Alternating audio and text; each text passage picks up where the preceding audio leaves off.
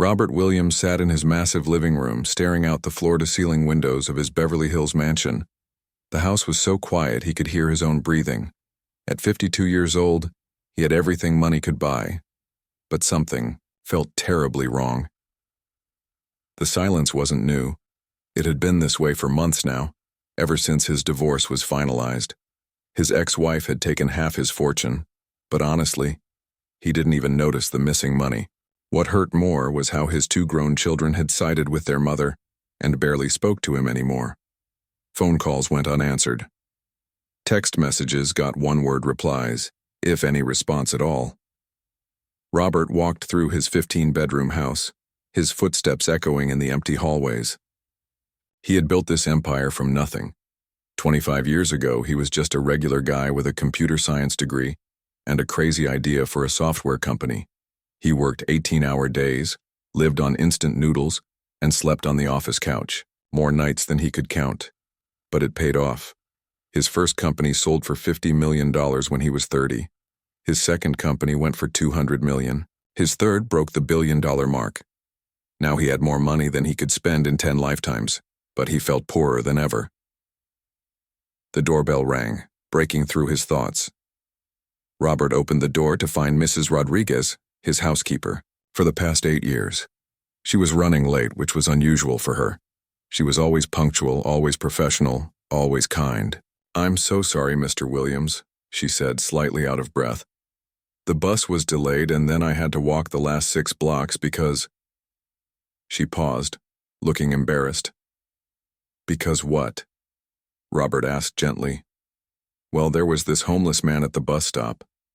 He was just sitting there, not bothering anyone, but some passengers complained to the driver. They said he smelled bad and was making them uncomfortable. The driver asked him to get off, even though the man had paid his fare. I tried to say something, but..."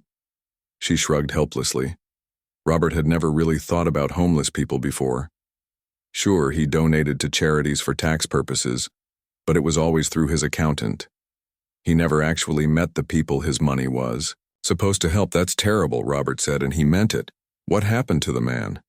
"He just walked away quietly, didn't argue or cause a scene, just gathered his things and left. It broke my heart." Mrs. Rodriguez shook her head. "You know what the strangest part was? When I got off the bus wearing my work uniform, people treated me like I was invisible, too. But yesterday, when I was dressed nicely for my daughter's graduation, those same neighbors who usually ignore me were suddenly friendly and talkative." Her words hit Robert like a punch to the stomach. He had never noticed how differently people treated his housekeeper, but now that she mentioned it, he realized he probably did the same thing without even thinking about it. After Mrs. Rodriguez left that evening, Robert couldn't stop thinking about her story. He found himself standing at his bedroom window, looking down at the street below. From his second-floor view, he could see people walking by his gates throughout the day. Joggers in expensive workout clothes, nannies pushing strollers, gardeners, heading to work, dog walkers with perfectly groomed pets. But he also noticed something else. Every few hours, someone who looked homeless would walk by. They moved differently than the other pedestrians. They kept their heads down, avoided eye contact with anyone they passed, and seemed to make themselves as small as possible. Some carried shopping carts filled with their belongings. Others had just a backpack or a plastic bag. Robert realized he had been living in this neighborhood for 5 years, but he had never actually paid attention to these people. They were like ghosts, invisible to him and apparently to most other people too. That night, Robert couldn't sleep. He kept thinking about the man who got kicked off the bus.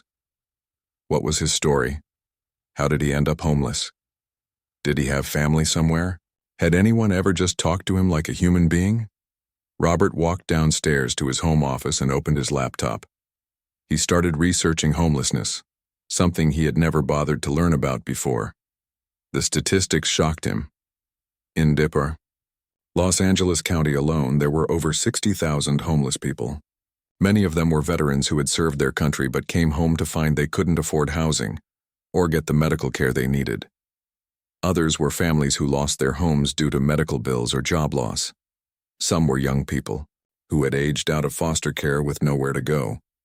But what surprised Robert most was reading about how society treated homeless people.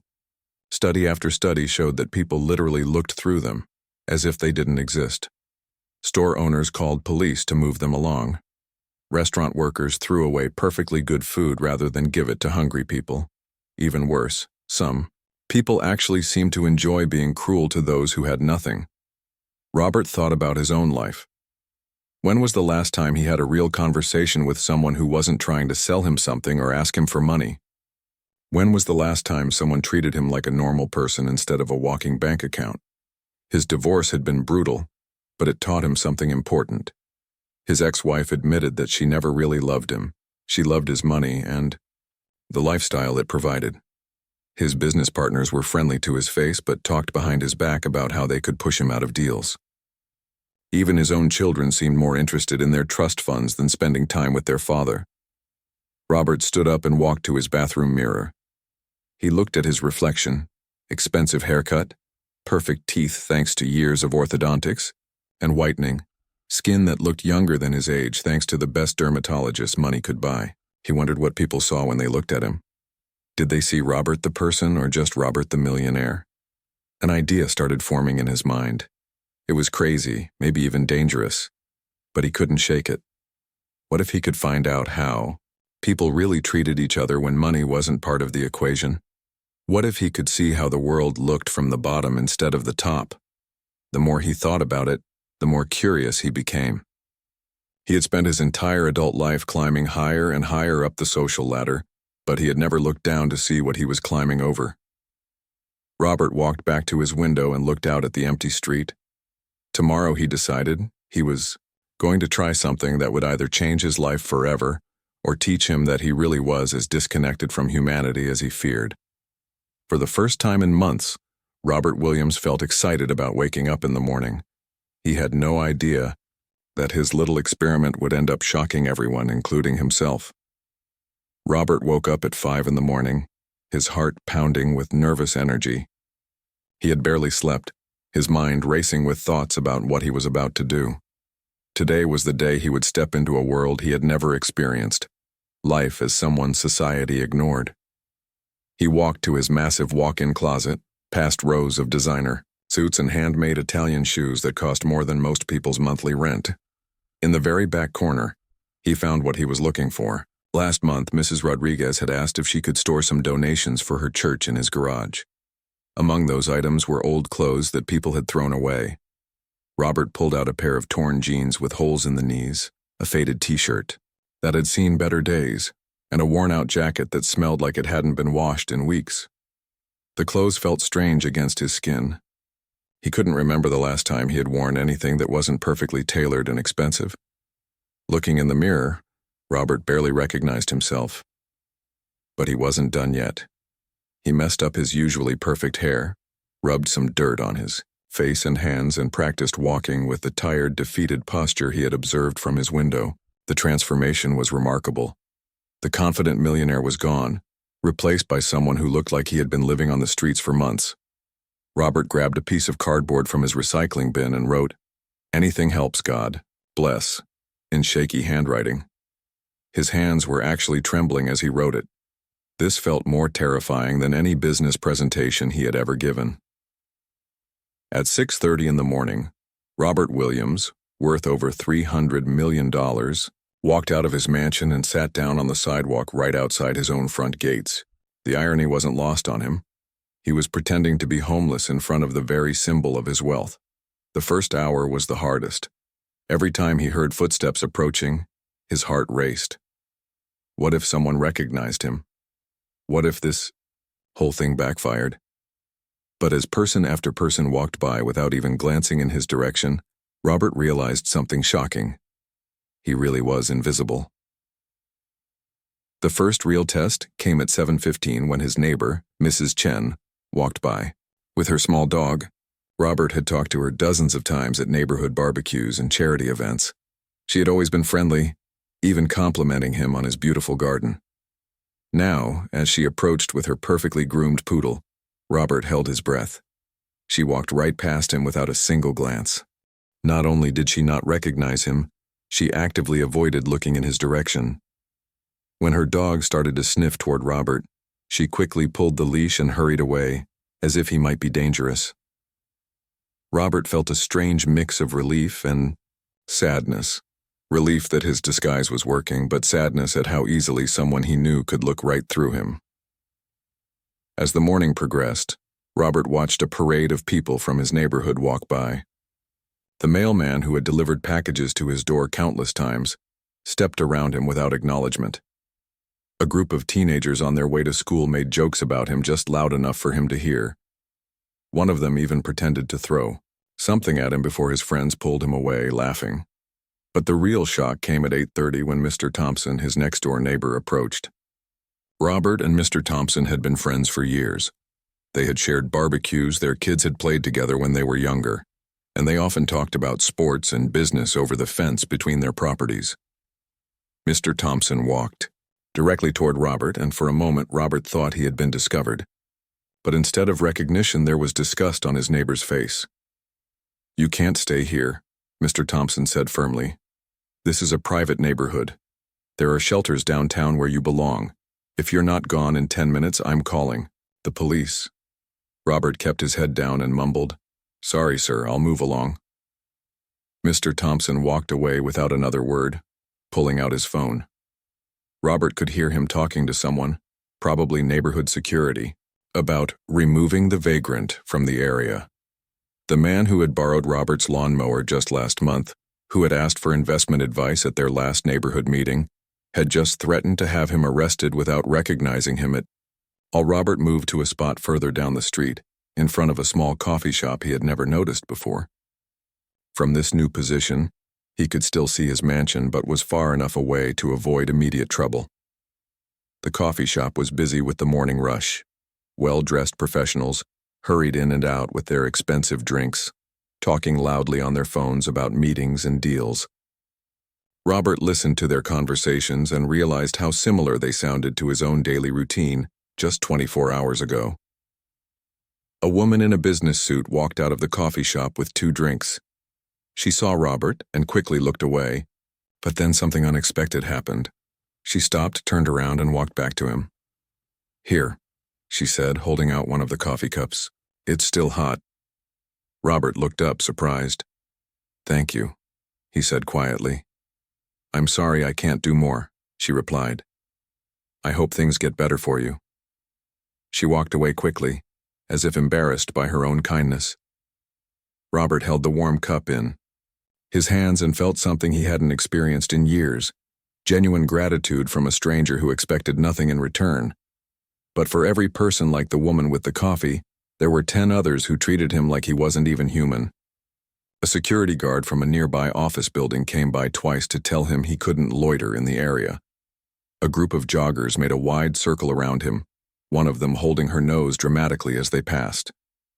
The most painful moment came around noon when Robert saw his own gardener Carlos walking toward him. Carlos had worked on Robert's property for 3 years. They had shared conversations about Carlos's family, his dreams of starting his own landscaping business, and his struggle to send money back to his relatives in Mexico. Carlos walked right, passed without recognition, just like everyone else. But unlike the others, Carlos actually stopped and came back. Robert's heart jumped, thinking finally someone would see through his disguise. "Hey man," Carlos said gently. "You okay? You look really tired." Robert realized that Carlos genuinely cared about what he thought was a stranger's well-being. This man, who Robert paid to maintain his garden, was showing more human compassion than anyone else in the expensive neighborhood. "I'm hanging in there," Robert replied, trying to disguise his voice. Carlos reached into his pocket and pulled out a $5 bill. "It's not much, but maybe you can get something to eat." Robert wanted to refuse the money. After all, he was probably paying Carlos's salary. But he realized that rejecting the gift would hurt Carlos's feelings. "Thank you so much," he said, accepting the money. "Take care of yourself, okay?" "Carlos," said before walking away. As the afternoon wore on, Robert began to understand something that shocked him to his core. The people who had the least were the ones most willing to share. Meanwhile, Those who lived in mansions like his own seemed to view him as a problem to be solved or a threat to be removed. By the time the sun started to set, Robert Williams had learned more about human nature in one day than he had in 52 years of life. And this was only the beginning. Robert returned to his experiment the next morning, but this time he chose a different spot. He positioned himself near a bus stop about 3 blocks from his mansion, where he could observe a wider variety of people throughout the day. The morning air was crisp, and Robert pulled his torn jacket tighter around his shoulders as he settled onto the cold concrete. The first person to approach him was completely unexpected. An elderly woman, probably in her 70s, shuffled slowly toward the bus stop. She wore a simple house-cleaning uniform and carried a worn canvas bag that looked like it had seen years of use. Her name tag read Betty, and despite her tired appearance, she had kind eyes that crinkled at the corners. Instead of avoiding Robert like everyone else had done the day before, Betty sat down on the bench next to where he was sitting on the ground. "Morning, honey," she said with a warm smile. "You been out here long?" Robert was so surprised that someone was actually talking to him that he almost forgot to stay in character. "A couple days," he managed to say. Betty nodded thoughtfully and reached into her bag. She pulled out a paper sack that obviously contained her lunch. Without hesitation, she opened it and handed Robert a sandwich wrapped in aluminum foil.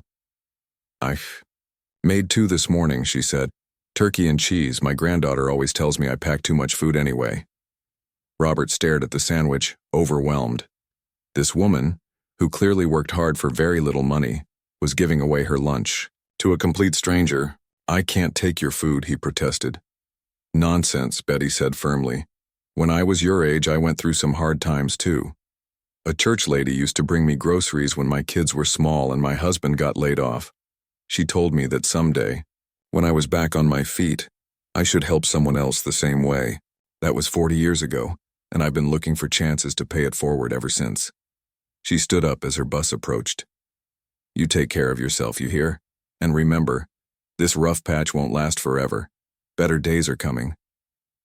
Betty climbed onto the bus. Robert watched her through the window. She waved at him like they were old friends. He unwrapped the sandwich with shaking hands and took a bite. It was simple food, but it tasted better than any meal he had eaten at the most expensive restaurants in the city. About an hour later, a young man in construction clothes approached the bus stop. He was covered in paint and dust, clearly heading home after a long shift. When he saw Robert, he didn't look away or cross the street. Instead, he nodded and said, "How's it going, man? Been better?" Robert replied honestly. The construction worker, who looked like he couldn't be older than 25, sat down on the curb next to Robert. "Yeah, I hear you. Life's tough sometimes." He pulled a thermos from his backpack and unscrewed the cap. "Want some coffee? It's still hot." Robert accepted the cup gratefully.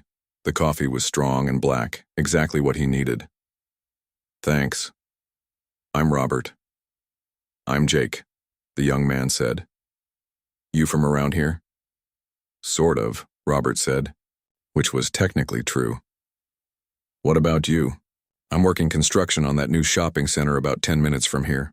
Been at it for 6 months now. The pay's decent, but man, the work is hard." Jake stretched his back and winced. "My whole body aches by the end of the day." They sat in comfortable silence for a few minutes, sharing the coffee. Finally, Jake spoke again. "You know, I almost ended up where you are a couple years ago. Got laid off from my last job, couldn't make rent, had to move back in with my mom. It was embarrassing, you know. I'm 24 years old, felt like a complete failure." Robert listened intently. Here was someone young enough to be his son, sharing his deepest struggles with a stranger on the street. "What changed?" Robert asked. "My mom, mostly. She never made me feel bad about it. Just kept saying that sometimes life knocks you down, but what matters is whether you get back up. She helped me find this construction job, and I've been saving money ever since. Still live with her, but now it's because I want to help her out, not because I have to." Jake's bus arrived, and he stood up to leave. But before getting on, he reached into his wallet and pulled out a $20 bill. "Look, I don't have much, but I remember what it felt like to have nothing." He pressed the money into Robert's hand. Get yourself something hot to eat, okay?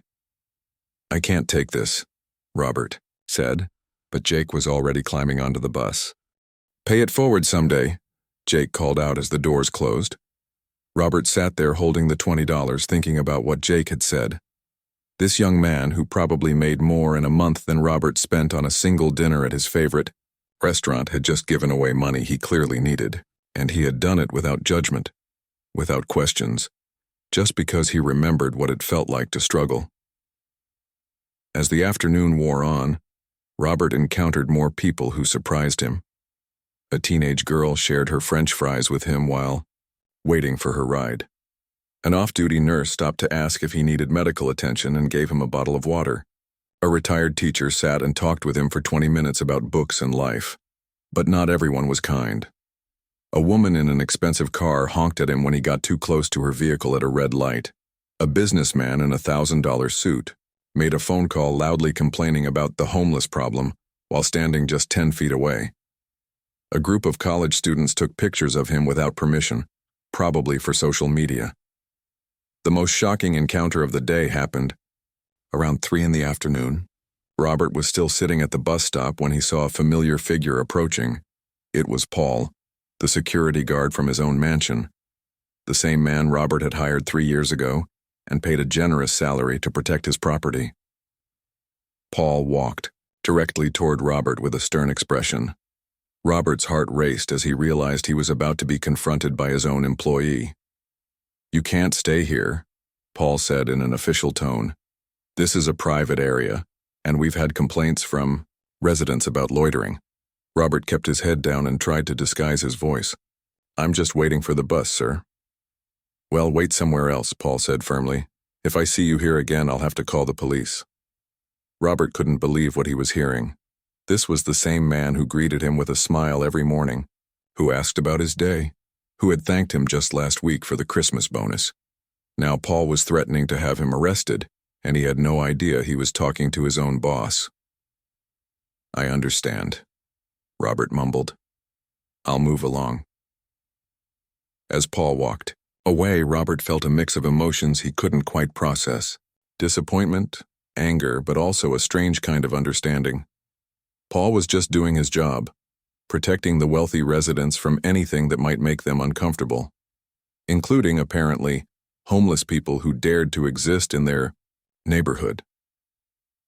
Robert gathered his cardboard sign and walked to a different corner, further from his house but still close enough to continue his experiment.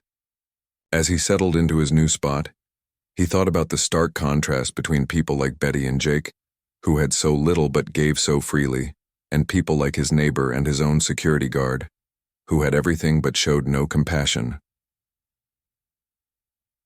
3 days into his experiment, Robert was beginning to understand that he had been living in a bubble his entire adult life. The real world, the one where most people actually lived, was completely different from what he had imagined, and he was starting to realize that he liked the people in this real world much better than the ones in his bubble.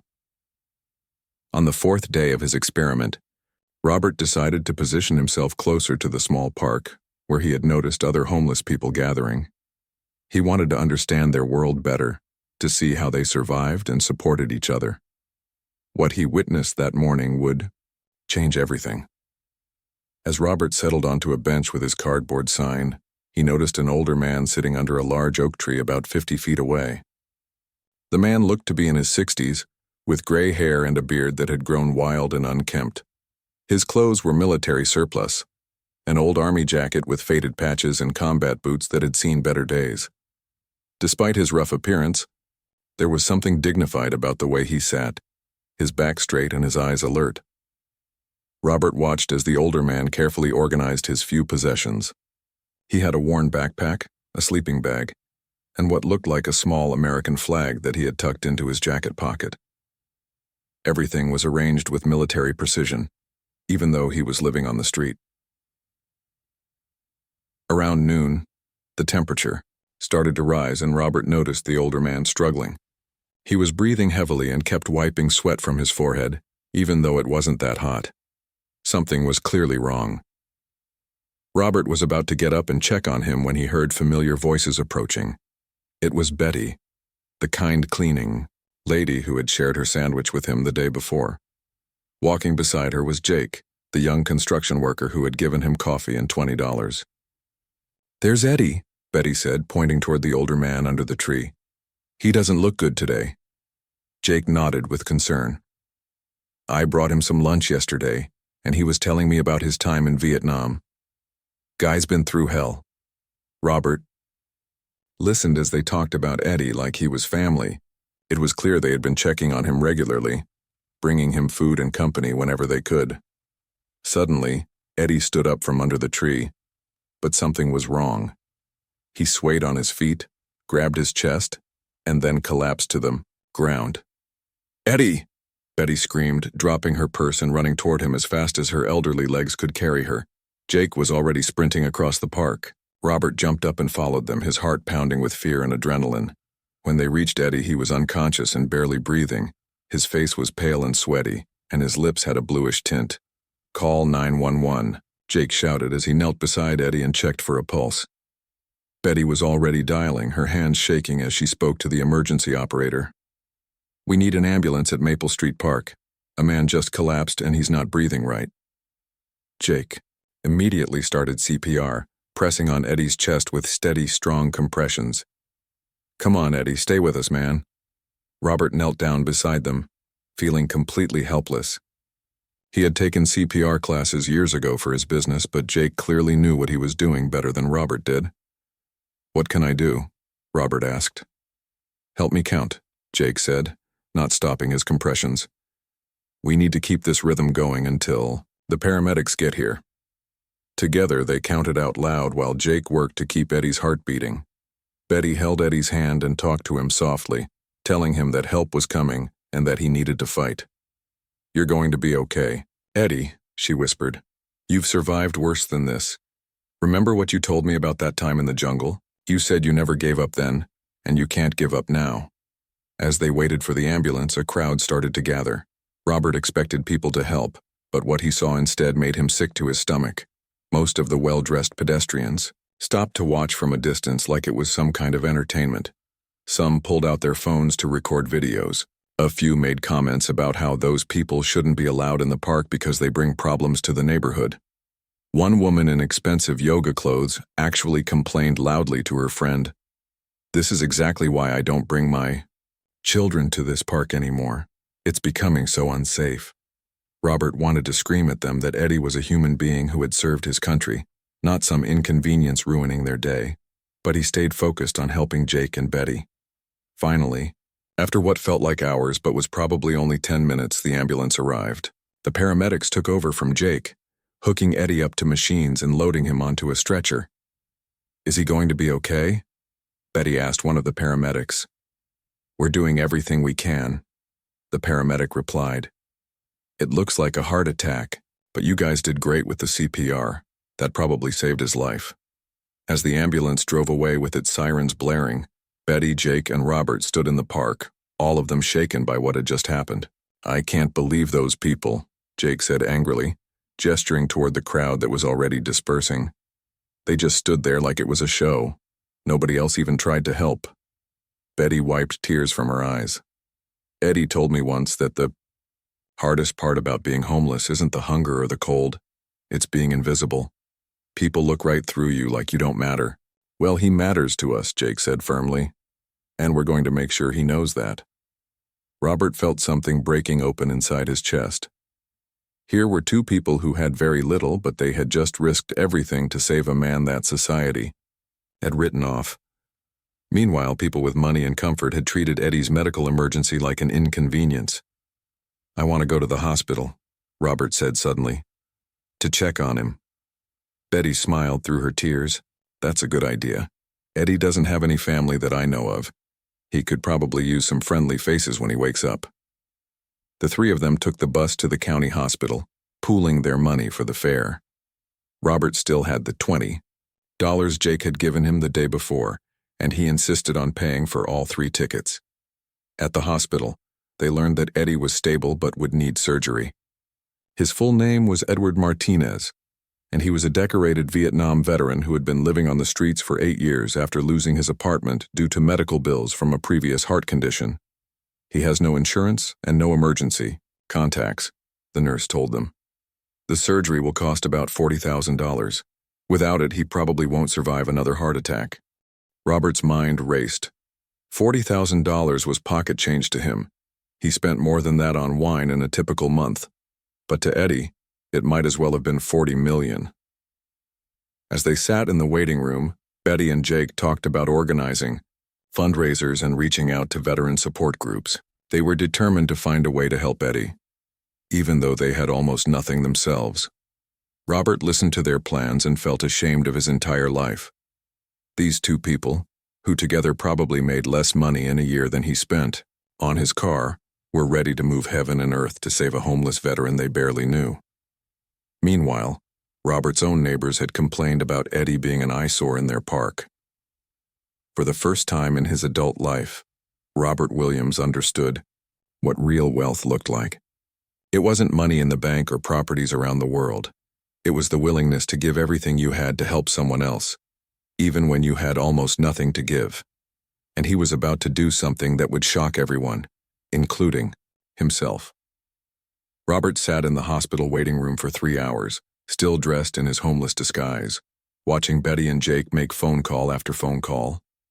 They were trying to reach veteran organizations, churches, and anyone else who might help pay for Eddie's surgery.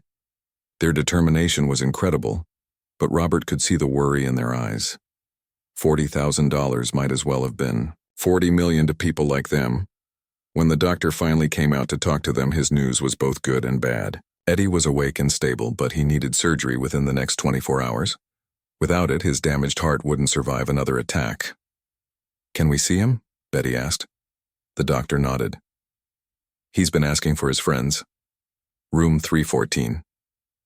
They found Eddie connected to machines and wires, but his eyes were clear and alert. When he saw them, he managed a weak smile.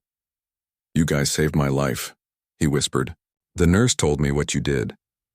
Jake squeezed his shoulder gently. "Don't worry about that, man. Just focus on getting better." "We're going to figure out the money situation," Betty added, though Robert could hear the uncertainty in her voice. Eddie shook his head slowly. "I can't let you folks go broke trying to save an old soldier like me. I've had a good run." "Don't talk like that," Robert said, surprising himself with how emotional he sounded. "You're going to be fine." Eddie looked at Robert with curious eyes. "I don't think I caught your name yesterday." "It's Robert," he said simply. They talked for a few more minutes before Eddie grew tired and fell asleep.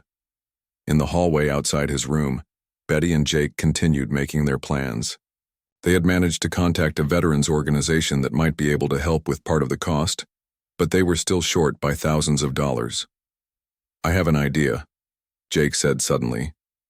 "What if we set up one of those online fundraising pages? Sometimes people donate to help strangers." "That's a great idea," Betty agreed. "I'm not good with computers, but my granddaughter could help us set it up." Robert listened to them plan and felt his heart breaking.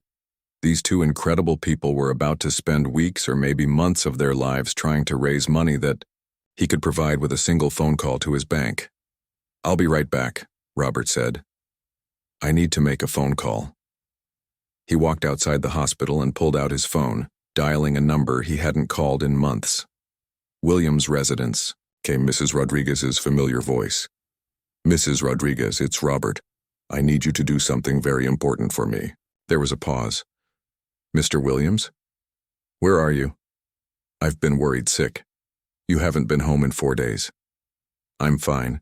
I need you to call my lawyer Thompson and tell him to meet me at the hospital immediately. Room 314 at County General. Tell him to bring paperwork for a charitable donation."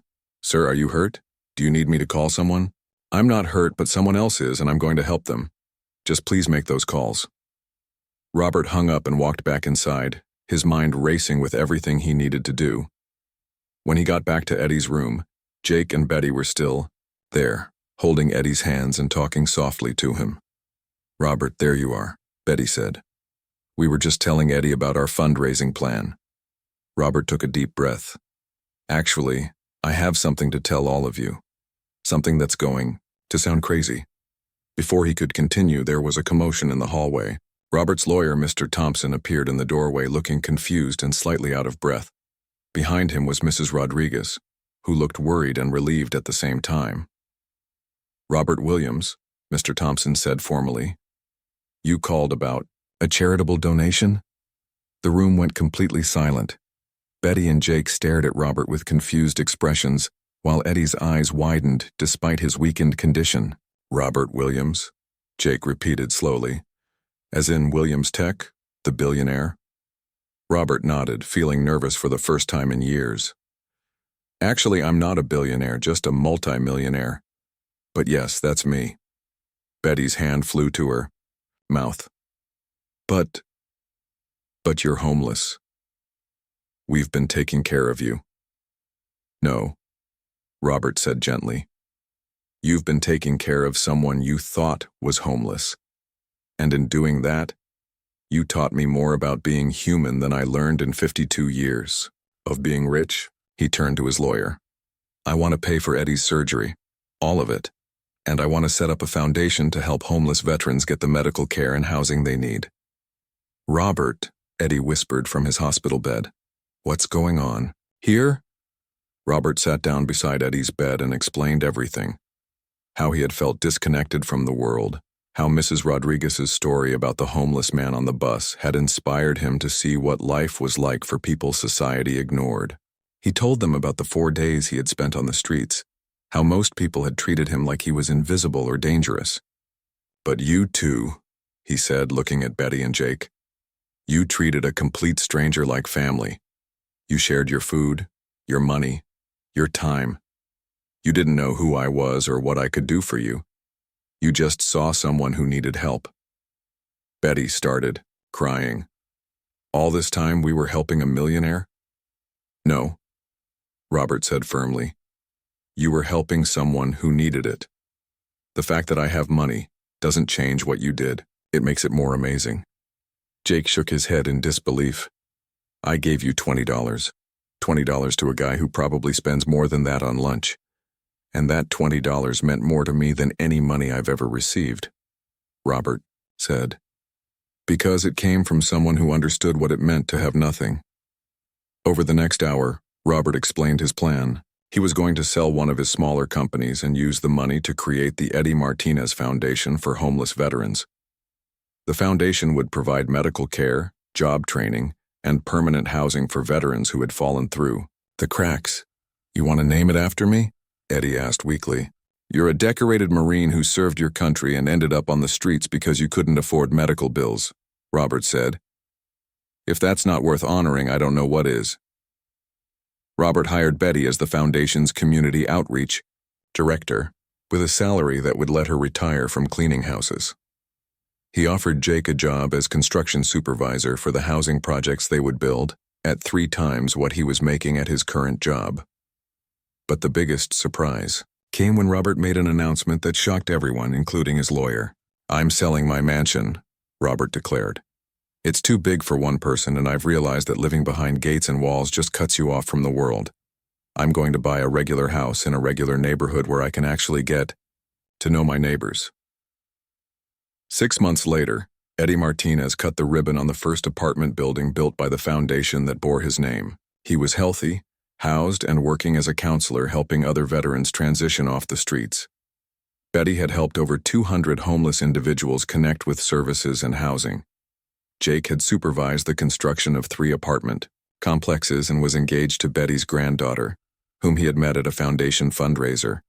And Robert Williams, who had started this journey feeling like the loneliest man in the world, now had more real friends than he had ever had in his life.